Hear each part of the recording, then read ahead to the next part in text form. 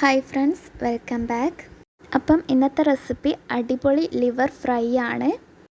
ഇതൊരു റോസ്റ്റ് രൂപത്തിലാണ് ഫ്രൈ ചെയ്തിട്ടുള്ളത്. ഞാനിത് മട്ടൻ്റെ ലിവർ വെച്ചിട്ടാണ് ആക്കിയത്. ഏത് ലിവർ വെച്ചിട്ടും ഇതാക്കാൻ പറ്റും. നല്ല ടേസ്റ്റാണ് ഇതിന്, നല്ലൊരു ഫ്ലേവറാണ്. പൊറോട്ട, നെയ്ച്ചോറ് എന്തിൻ്റെ കൂടെ വേണമെങ്കിലും ഇത് സെർവ് ചെയ്യാം. ഇനി മുതൽ ലിവർ വാങ്ങിയാൽ ഇതുപോലെ ഒന്ന് ട്രൈ ചെയ്ത് നോക്ക്. അപ്പം ഇതെങ്ങനെ ഉണ്ടാക്കാമെന്ന് നോക്കാം. ആദ്യം തന്നെ ആവശ്യമുള്ള വെജിറ്റബിൾസ് കട്ട് ചെയ്തെടുക്കണം. ഞാനിവിടെ 2 സ്മോൾ സൈസ് സവാള നീളത്തിൽ കട്ട് ചെയ്തെടുത്തിട്ടുണ്ട്. പിന്നെ ഇതുപോലെ 2 വറ്റൽമുളക് വേണം. പിന്നെ കുറച്ച് തേങ്ങാക്കൊത്ത് വേണം. പിന്നെ ഇതുപോലെ കുറച്ച് കറിവേപ്പില. പിന്നെ ആവശ്യത്തിന് ഇഞ്ചി, വെളുത്തുള്ളി, പച്ചമുളക് പേസ്റ്റ്.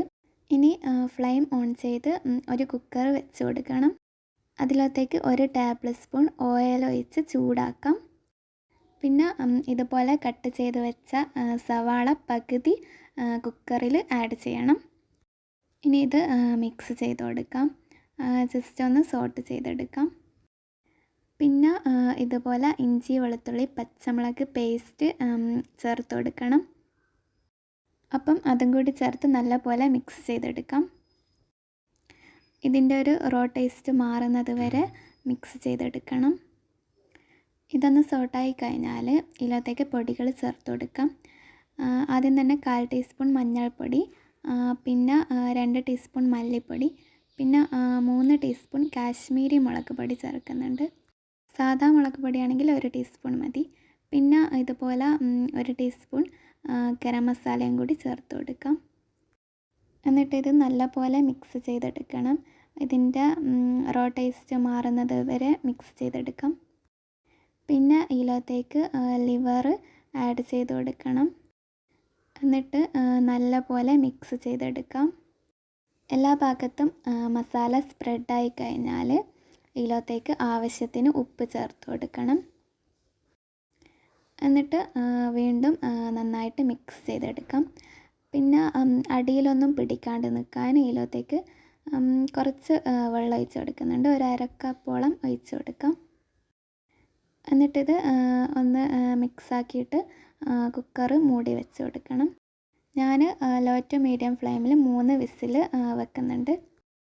ഇനി ഒരു പാൻ എടുത്ത് ഇതിലത്തേക്ക് 2-3 ടീസ്പൂൺ കോക്കനട്ട് ഓയിൽ ഒഴിച്ച് കൊടുക്കണം.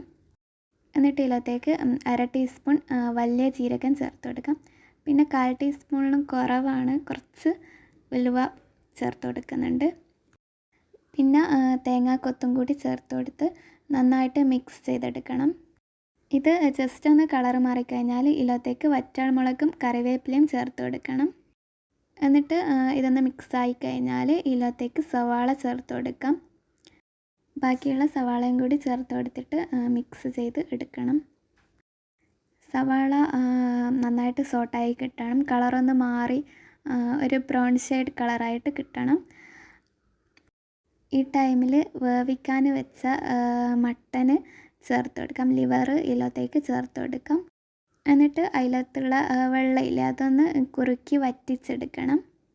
ഇനിയൊരു മെയിൻ ഇൻഗ്രീഡിയൻ്റ് ആണ് 2 ടീസ്പൂൺ പെപ്പർ പൗഡർ ചേർത്ത് കൊടുക്കണം. എരിവിനനുസരിച്ച് ചേർത്ത് കൊടുക്കാം. നല്ല സ്പൈസി വേണമെങ്കിൽ കുറച്ചും കൂടി കൂട്ടി ചേർത്ത് കൊടുക്കണം. ഇനി ഇതൊന്ന് മിക്സ് ചെയ്ത് ഒന്ന് ഡ്രൈ ആക്കിയിട്ട് എടുക്കാം. അപ്പോൾ ഇതാ ലിവർ റോസ്റ്റ് ഇവിടെ റെഡി ആയിട്ടുണ്ട്. ഫ്രൈ എന്ന് വേണമെങ്കിൽ ഫ്രൈ എന്ന് പറയാം, അല്ലെങ്കിൽ റോസ്റ്റ് എന്നും പറയാം. അപ്പം ഇതിവിടെ റെഡിയായി കിട്ടിയിട്ടുണ്ട്. നല്ല ടേസ്റ്റാണ്.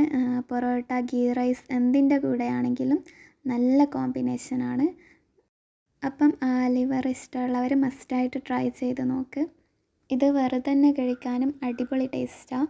പെപ്പർ പൗഡർ ചേർക്കുമ്പോൾ നിങ്ങളുടെ എരിവിനനുസരിച്ചിട്ട് കൂട്ടിയിട്ട് ചേർത്ത് കൊടുക്കാം. അപ്പം വീഡിയോ ഇഷ്ടമായാൽ ലൈക്ക് ചെയ്യുക, ഷെയർ ചെയ്യുക. ഇനിയും ഇതുപോലത്തെ വീഡിയോസിന് വേണ്ടിയിട്ട് ചാനൽ ഒന്ന് സബ്സ്ക്രൈബ് ചെയ്യുക. അപ്പം ഇൻഷാ അല്ലാഹ് നെക്സ്റ്റ് വീഡിയോ കാണാം. ബൈ.